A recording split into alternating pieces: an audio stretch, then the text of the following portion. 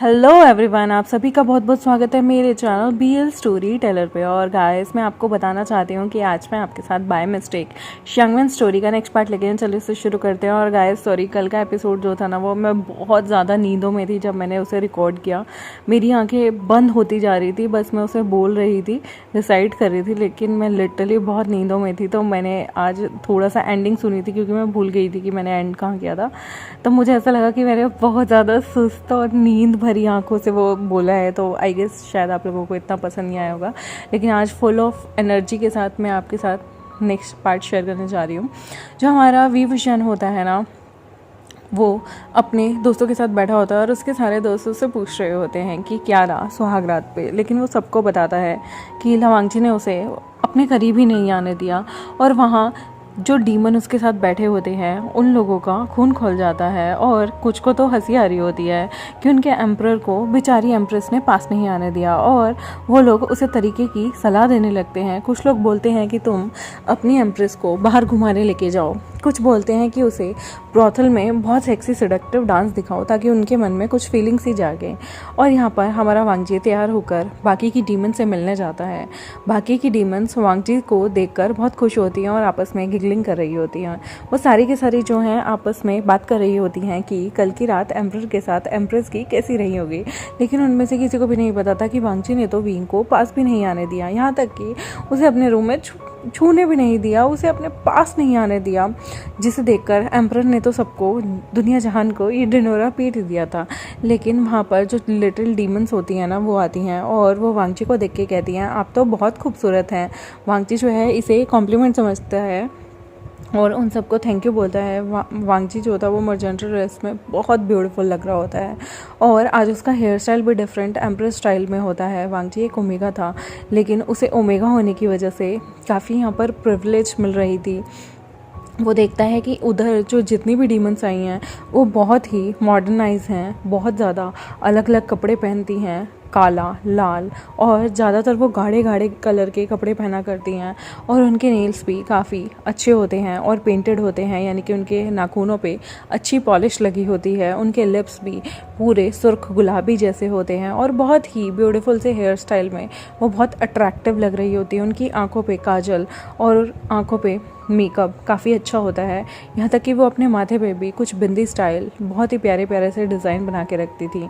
तो ये देखने के बाद वांगची का भी दिल करता है कि वो भी कुछ ऐसा ट्राई करे। तो वो उनमें से एक डीमन को बुलाता है जिसके उसे मेकअप जो है डिसेंट लगता है। और उस वहाँ पर जितनी भी डीमंस थी ना, वो सारी लड़कियाँ अपनी क्लीवेज शो कर रही होती हैं। और वांगजी एक मेल ओमेगा था, तो उसके पास क्लीवेज नहीं थी। तो उसे वो उन लड़कियों की क्लीवेज देखता है और अपना देखता है और वो मन में सोचता है कि मेरे पास ऐसा कुछ क्यों नहीं है।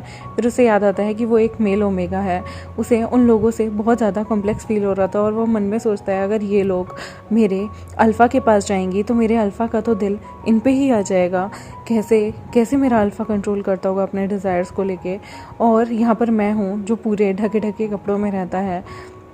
उसे मन में थोड़ी सी जेलसी फील हो रही होती है इन डीमंस को देखकर।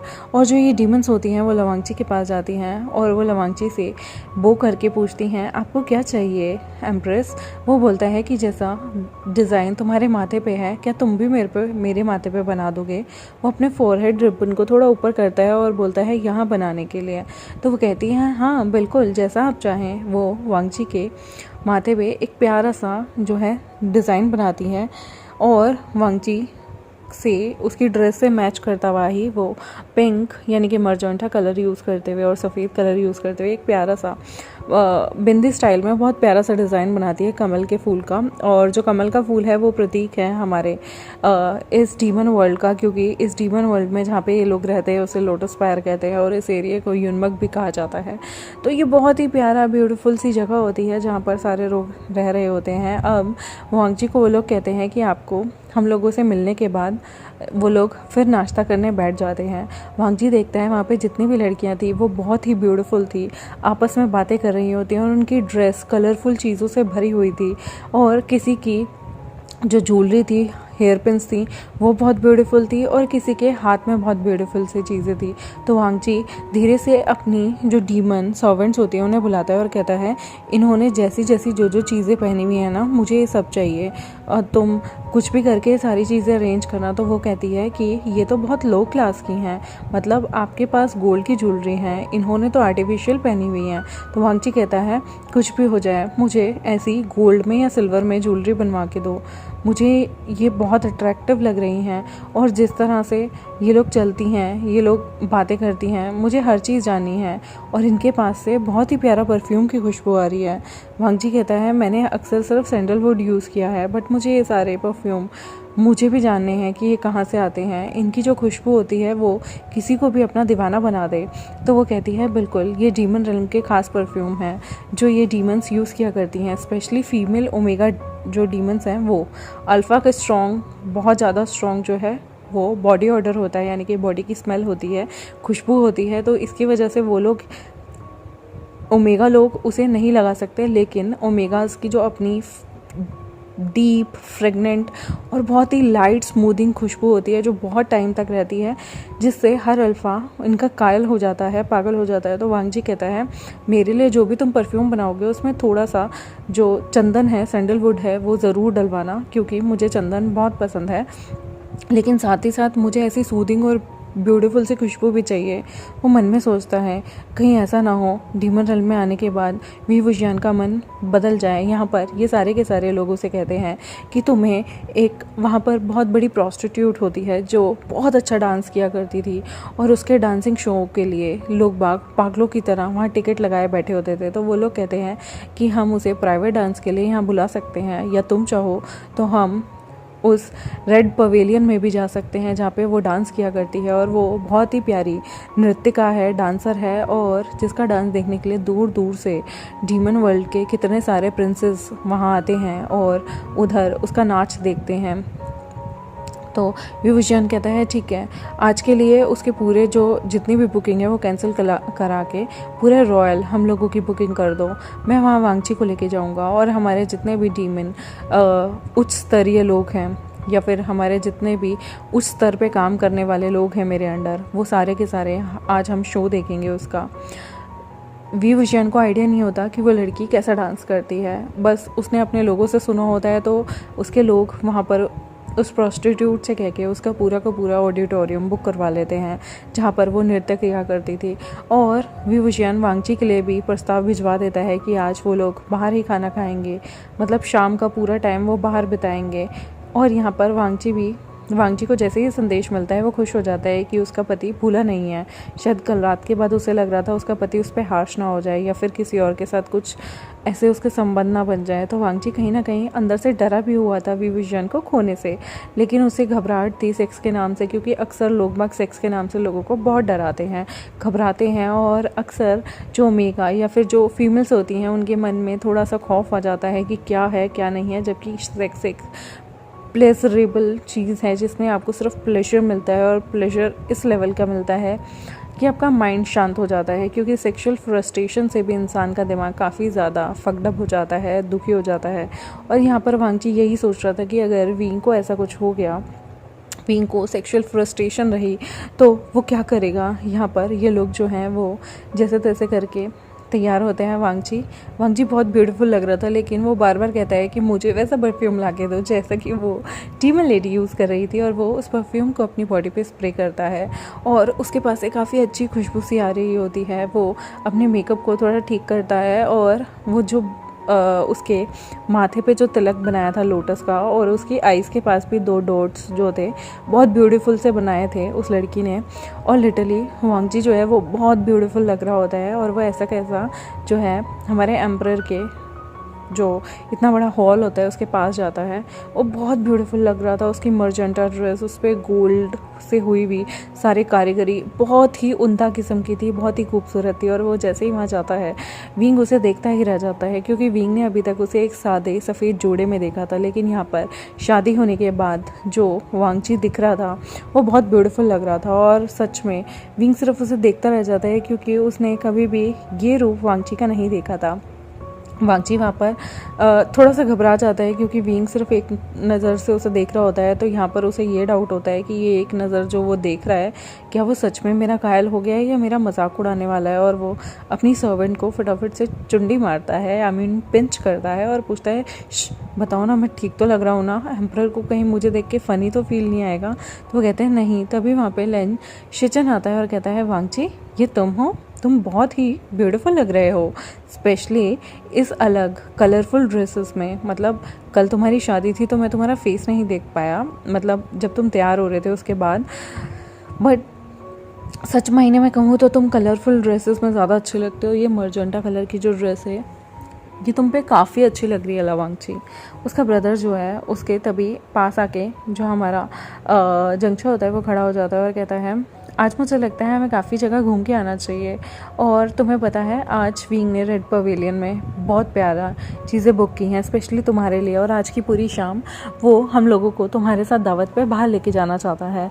तो वांगची जो है वो ब्लश करने लगता है और वहीं पे विंग आता है और वो कहता है, मेरे पार्टनर को, मेरे ओमेगा को तंग मत करो, ये अब हमारी एम्प्रेस है और हमारी एम्प्रेस को थोड़ी सी भी तकलीफ़ नहीं होनी चाहिए। चलो हम सब वहाँ के लिए निकलते हैं। और यहाँ पर विंग के सारे ऑफिशियल्स उसके पीछे पीछे, विंग के आगे आगे उनका अनाउंसर चलता है जो उसके जाने की, कहीं पे भी पहुँचने की, कहीं पे भी आने की अनाउंसमेंट पहले ही कर दिया करता था। विंग के आगे 2-3 ऑफिशियल्स चलते हैं और बाकी की सेना विंग के पीछे, और विंग के आगे सैनिक भी होते हैं और विंग के साथ साथ भी सैनिक चल रहे होते हैं और विंग के पीछे भी काफ़ी सैनिक चल रहे होते हैं। और विंग का ये ऑरा देख के वांगची बहुत हैरान रहता है कि उसका जो एम्परर हस्बैंड है वो एक ऑरे के साथ चलता है और कोई भी उसे डिफीट नहीं कर सकता। और जो विंग की शक्ति थी अभी तक, मतलब उसका प्रमाण उसने सिर्फ एक बार देखा था जब कोई वांगची को टीज़ करने की कोशिश कर रहा था। और जैसे ही वो वहाँ से निकलता है तो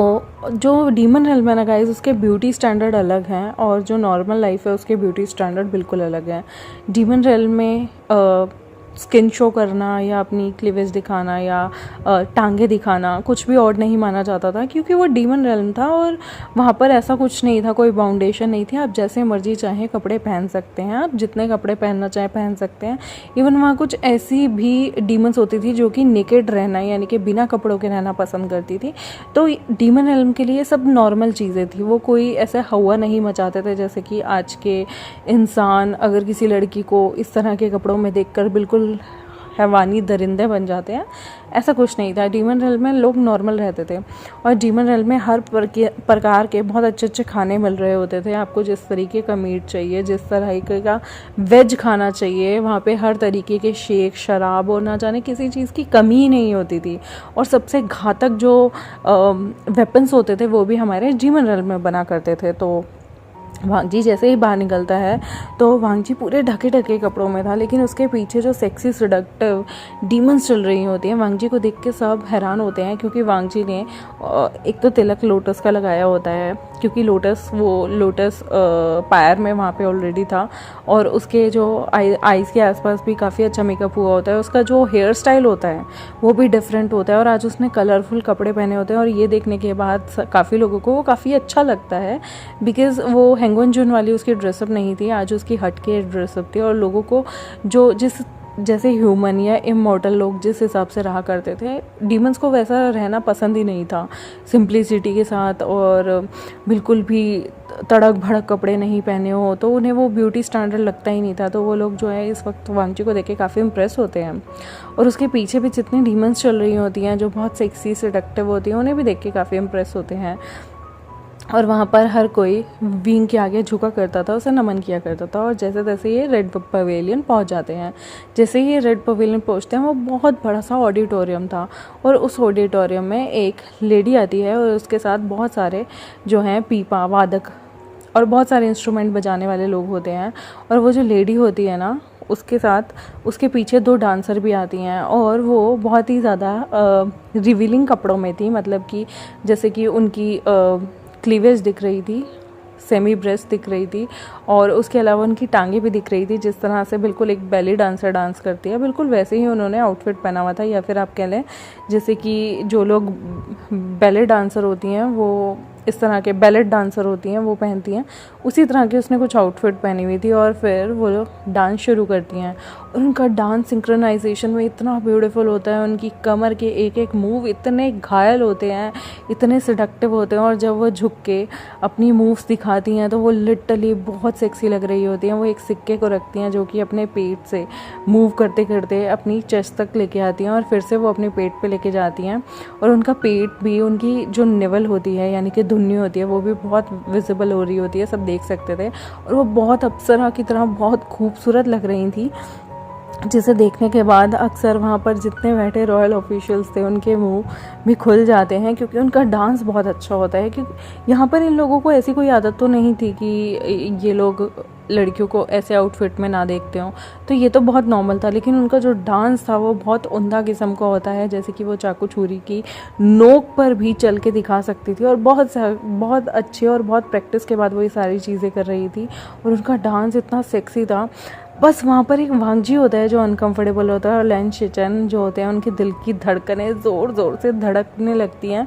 वांगजी जो है वो विंग की आंखों पे हाथ रख देता है कि अब और मत देखो, क्योंकि वो लड़कियां जो होती हैं वो धीरे धीरे अपने एक एक जो स्कर्ट होती है हैवी सी उसे रिमूव कर देती है। हाँ, वो सारे कपड़े रिमूव नहीं कर रही थी, बस वो एक एक्ट का उनका तरीका था जिसमें वो धीरे धीरे अपनी स्कर्ट रिमूव करती है। स्कर्ट में ऐसा नहीं है उसने नीचे कुछ नहीं पहना, उसने पहना हुआ है, लेकिन वांगजी को डर लगने लगता है कि विंग ऐसी ये चीज़ें कैसे देख सकता है। विंग कहता है ओफो, देखने दो ना मुझे, और वो वांगजी का हाथ पकड़ लेता है। वांगजी मन में सोचने लगता है कि अगर विंग उनकी तरफ अट्रैक्ट हो गया तो यहाँ पर विंग को बहुत जेलसी हो रही होती है, और लैन शिचन जब ये चीज़ें देखते हैं तो वो एकदम से शर्म से अपनी नज़रें झुका लेते हैं। तभी जंगचा कहता है देखो ना वो कितनी हॉट लग रही है। लैन शिचन कहते हैं कि मैं नहीं देख सकता, मुझे अजीब लग रहा है। तो जंगचा उनका मुंह पकड़ के कहता है अरे देखो ना वो कितना सेडक्टिव डांस कर रही है, कितना अच्छा लग रहा है सच में, मतलब मेरा दिल खुश हो गया जिसने भी एडवाइस दी थी। और यहाँ वांगजी जो है उसके माथे पे बेचारे के टेंशन होने लगती है कि ये लोग कैसा डांस कर रहे हैं, क्या विंग को ये सारी चीज़ें पसंद है। और मन में सोचता है कि ये कितनी प्यार से अपनी कमर हिला रही है, मैं तो सौ जन्म में ऐसे ही डांस नहीं कर सकता, क्योंकि उसका डांस जो था वो लॉकिंग पॉपिंग था। उसे ये बैलेट डांसर ये सब चीज़ें नहीं आती थी, यहाँ तक कि बचाता डांस फॉर्म भी वो करते हैं जो कि बहुत सेक्सी लग रही होती है। और दो लड़कियाँ मिलके ही आपस में सेडक्टिव वे में बचाता करती हैं, एक दूसरे की कमर पे, एक के कंधे पे हाथ रखा हुआ, और सेक्सी मूव के साथ एक दूसरे को अपनी बाहों में टक टक करके रखना। और यहाँ पर जो हमारा वांगजी होता है वो थोड़ा सा घबराता है, और यहाँ पर विंग जो है उन्हें देख के काफ़ी एक्साइटेड हो रहा होता है। वांगजी जब विंग को ऐसे सुपर एक्साइटेड होते देखता है तो उसे थोड़ी सी जलन होने लगती है कि यार उसका पति इस तरह से दूसरी लड़कियों को कैसे देख सकता है। लेकिन वो ये नहीं सोच रहा था कि वो सिर्फ डांस को प्रेज़ कर रहा है, वो मन में अंदर ही अंदर थोड़ा घुट रहा था कि कहीं ऐसा तो नहीं कि वो अक्सर इन लड़कियों के पास आता हो। और वो जब बाहर निकलते हैं तो वो प्रॉपर प्रोस्टिट्यूशन की रहने की प्लेस थी जो रेड पवेलियन था। तो वहाँ पर क्या होता है, जो वहाँ की बड़ी होती है, मतलब जो भी उस चीज़ को चला रही थी, उस जगह को चला रही थी, वो आती है और वो कहती है एम्परर आप यहाँ कैसे। और उसकी अदाओं से वांगजी समझ जाता है कि ये कोई प्रोस्टिट्यूट होगी। वो अक्सर जैसे ही हमारे विंग के कंधे पे हाथ रख देते हैं, क्योंकि वहाँ की जो प्रोस्टिट्यूट होती थी उनका तरीका ऐसा ही होता था, किसी की कमर पे हाथ रखना या किसी के कंधे पे, और लोग इस चीज़ से ऑफेंड भी नहीं होते थे क्योंकि वो इमॉर्टल तो थे नहीं, वो डीमन थे। तो वो उसके कमर के पास हाथ रख के बातें कर रही होती है, और यहाँ पर उसकी जो क्लीवेज होती है वो विजिबल होती है, दिख रही होती है, जिसे देखने के बाद वांगजी कहता है पीछे हटो, दूर रहो मेरे हस्बैंड से। तो वो कहती हैं अरे एम्प्रेस आप भी आई हैं, आप इस तरह से क्यों बिहेव कर रही हैं। तो विंग जो है वो वांगजी को कहता है वांगजी ये नॉर्मल है, हमारे यहाँ पर इस तरह का बिहेव करना, इस तरह का पहनावा ये नॉर्मल चीज़ है, तुम्हें इतना ओवर रिएक्ट नहीं करना चाहिए। वांगजी कहता है मगर उसके कपड़े बहुत छोटे हैं। तो विंग कहता है हमारे यहाँ पर आप जैसे मर्जी चाहें कपड़े पहन सकते हैं, कोई आदमी किसी लड़की को गलत नज़र से नहीं देखता, यहाँ तक कि यहाँ पे प्रोस्टिट्यूट की भी बहुत रिस्पेक्ट होती है। वो अगर हमें इतनी स्वीटली गेस्चर कर रही हैं, इसका मतलब ये नहीं कि हम लोग उनका फ़ायदा उठा लेंगे। ये सब तुम्हारे मॉर्टल और इमॉर्टल रेल्म में होता है कि औरतों का फ़ायदा उठाया जाए। यहाँ पर किसी भी लड़की के साथ कोई गलत हरकत कोई नहीं कर सकता, क्योंकि अगर आपने की तो उसकी सीधी सज़ा मौत है। तो ये बात सुनने के बाद लवांगची हैरान हो जाता है कि इतने कड़े रूल हैं इनके डीमन रेल्म के।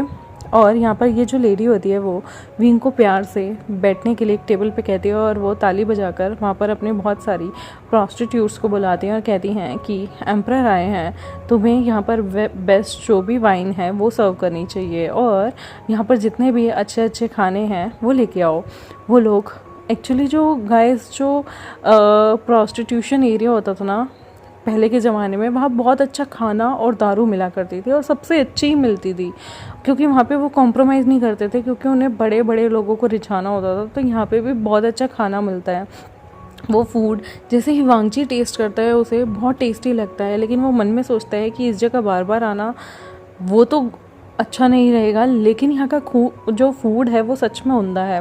और वहाँ पर जो है चेस्टनट केक भी रखा होता है, बहुत टेस्टी होता है। वो लोग टेस्ट करते हैं और वांगची कहता है मैंने इतना डिलीशियस केक तो कभी नहीं खाया। तो वो कहती है आप हैरान मत होइए, माना कि ये रेड पवेलियन है, प्रॉस्टिट्यूशन एरिया है, लेकिन यहाँ पर भी लोग सिर्फ डांस देखकर अपना दिल बहलाने के लिए भी आते हैं। ऐसा कुछ नहीं है कि यहाँ पर सिर्फ सेक्सुअल एक्टिविटी में इंडल्ज होने वाले ही लोग आते हों। अक्सर ये बाहर से आए हुए इमॉर्टल्स की जो है गलत फहमी होती है। हमारे यहाँ पर किसी को भी नीची नज़र से नहीं देखा जाता और किसी भी प्रोफेशन को नीचा नहीं माना जाता और मानना भी नहीं चाहिए। रियल लाइफ में भी जो काम कर रहा है वो अपने पेट को पालने के लिए कर रहा है, तो हमें किसी को जज करने वाले हम होते नहीं हैं। और यहाँ पर भी वो लेडी कहती है कि आप जब भी यहाँ आएँ खुद को रिलैक्स करने के लिए, चाहे आप गाने के माध्यम से अपने आप को एंटरटेन करने आ रहे हैं या फिर आप यहाँ कुछ भी ऐसा वैसा सुनने आ रहे हैं, तो आप आ सकते हैं, बिल्कुल मैं दिल खोल के आपका अभिनंदन करती हूँ। ये देखने के बाद वांगची जो है वो बहुत इम्प्रेस होता है। उसके बाद जो है वहाँ पर खाना जो सर्व कर रही होती हैं वो एक बैकलेस पहन के आती है जिसकी कमर बहुत ही सेक्सी थी। वांगची देखता ही रह जाता है और विंग अपने ही काम में लगा हुआ था, लेकिन वांगची वहाँ की लड़कियों को देख के उनकी अदाएँ सीख रहा होता है कि वो कितनी ब्यूटीफुली कितनी ग्रेसफुली सबको डील कर रही थी और वो सच में बहुत अप्सरा थी। वो मन में सोचता है, लेकिन विंग तो उनकी तरफ ऐसे देख भी नहीं रहा और वहाँ पे कोई भी जो ऑफिशियल होता है बड़ा, वो उन लेडीज़ को गलत नज़र से नहीं देख रहा होता। तो वांगची जो है वो थोड़ा सा रिलैक्स होता है। तभी विंग जो है वो वांगची के कमर पे हाथ रखता है और पूछता है क्या हुआ।